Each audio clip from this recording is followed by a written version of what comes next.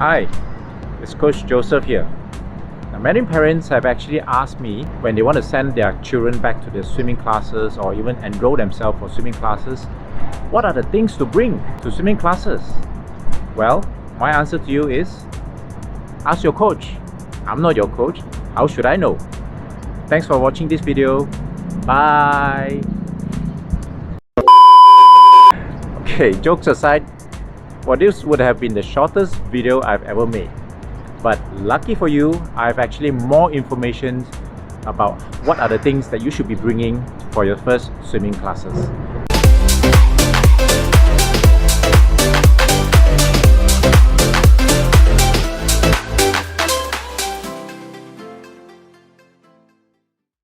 There's one place that I recommend you to go and for the stuff, and that is Decathlon is a hyperstore specializing in sports and outdoor equipment.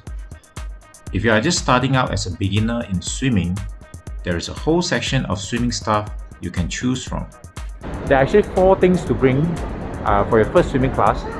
The first one, which is the most important thing, is your swimming costume.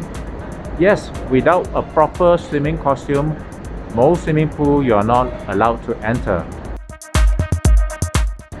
For ladies, is swimming suits right here, and for men, the swimming pants right here. Swimming pants are actually made of lycra material, and they are not so water absorbent, so it doesn't feel heavy when you wear one of these, as compared to if you wear your common t-shirt or jeans. They are made of material or jeans material, and once you jump into the pool with those material, you will sink like a rock.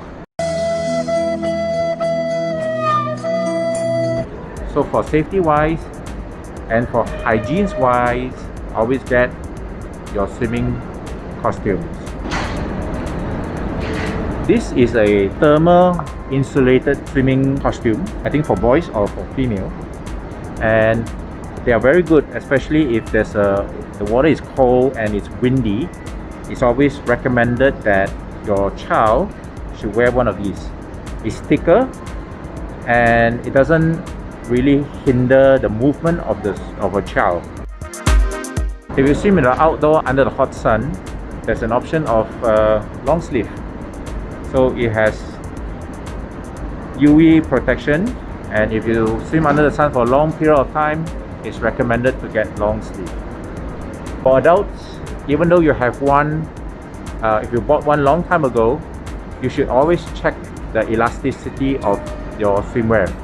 Why? Because if you kept it in the bag or in your wardrobe for too long, some parts of it may get loose, right? So you may not want to jump in and then suddenly review too much. Wow! Second swim gear that you need to bring is, of course, a pair of goggles. There are many types of goggles here of different sizes, so you need to come and try. If you're a junior, choose the one that says junior. The lens are smaller, it fits your eyes better. So if you're adults, just choose the normal ones. Also, there are many types when it comes to choosing a goggle. The usual one comes with a seal around the lens. That's the one that you should be getting because it's comfortable when you wear it on. Some competitive goggles do not come with a seal. It's just the lens that cover your eyes. As the name suggests, it's only used during competition, and it's for a very short period of time because it's not going to be comfortable for your eyes. There are these types which I don't recommend you because these are more for snorkeling or for diving, and if you go for swimming, the water might easily seep through the side because it's not very tight. Because it's huge, the lenses are big, it actually creates a lot of drag. So choose the normal ones. These ones are recommended. This is how you wear the goggles. First, press the lens against your eyes. Then, pull the strap and place it above the head at a slight angle. Adjust the nose bridge or the lens if needed.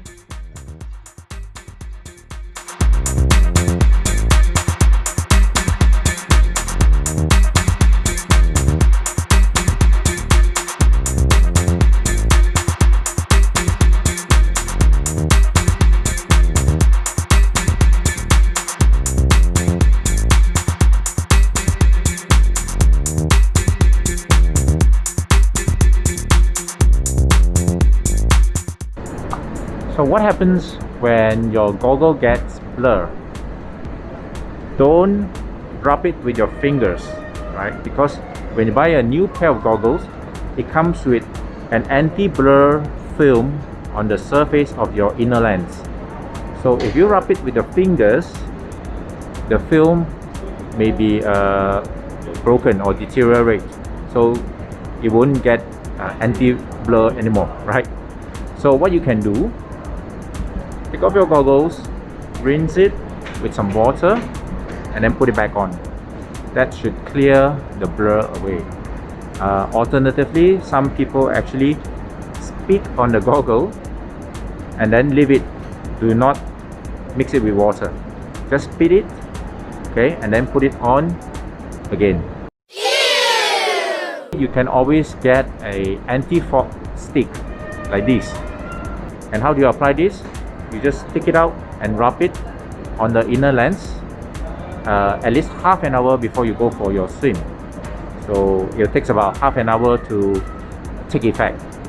And then when you go to swim, it's like crystal clear. The third important thing to bring is your swim cap.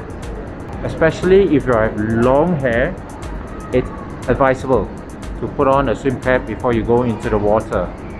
First is for hygiene's purpose.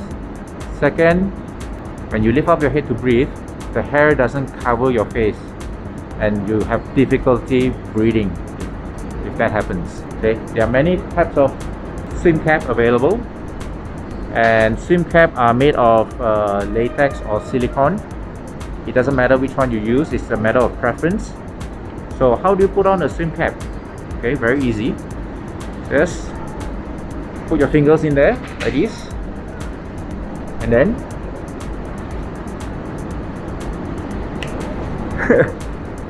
it's a bit too small, I know.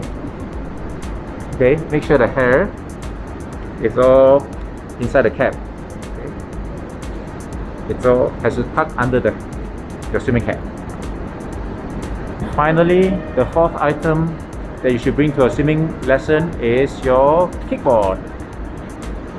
Now, a lot of parents think that, oh, my child already know how to kick. Does he still need to bring a kickboard? The answer is yes.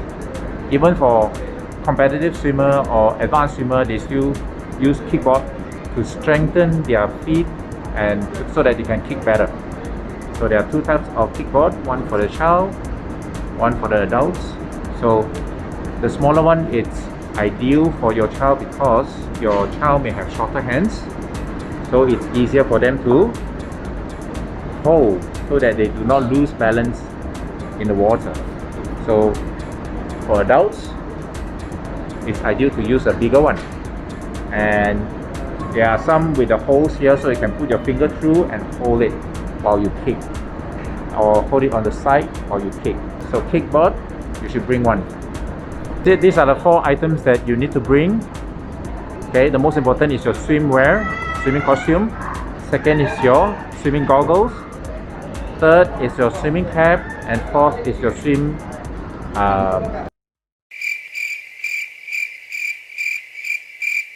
kickboard. Sorry. There are also many things that you can buy from this Decathlon shop, but you don't need to buy all of them. For example, noodles, usually the swimming coach will bring or the swimming academy will provide. Swimming fins is when the child gets better in kicking and they want to further strengthen the mobility of the feet or the ankle. Yep, then it's advisable to get a pair, but of course you have to check with the coach first.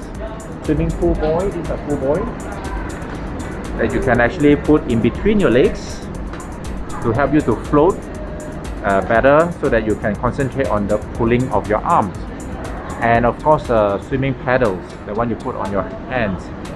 So these are the things are advisable to get once you get better in swimming.